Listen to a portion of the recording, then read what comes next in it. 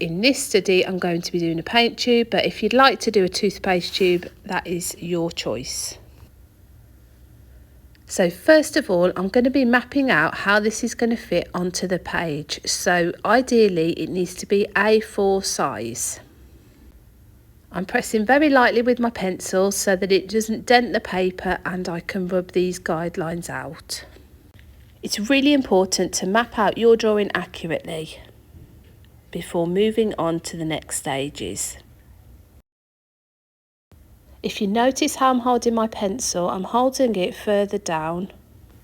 This gives me flowing lines and I'm able to rub these lines out so I cannot press hard. Here you can see I'm mapping out the shapes of the graphics, so the label and the numbers. Next, I'm going to start refining this drawing, so I'm going to be committing to these lines. So that means I'm going to be pressing slightly harder and really looking for the different shapes. So what direction are the creases? Is it a perfectly straight line? Is it a bumpy line? Is it a thick line? Is it a thin line? Here you can see for the first time I'm using my rubber to rub out some of those guidelines. This is an important stage before we go on to watercolour. So on this study I'm going to be using a technique in watercolour called wet on wet. So I'm going to be using plenty of water to create a basic tone all over the tube. So I'm analysing what the colour is. It's an orangey yellow colour, so I'm mixing orange and yellow together.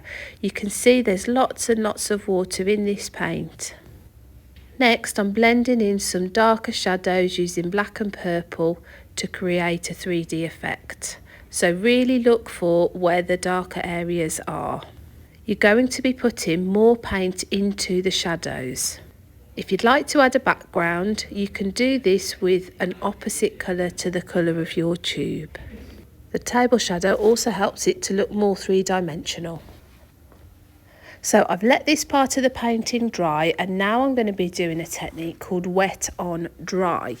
So here I'm adding another layer of paint into the shadows and I'm starting to add lines, details into those creases. This second layer of paint is really important as this is where you add the details. Shadows become more crisp, shadows also become a lot darker.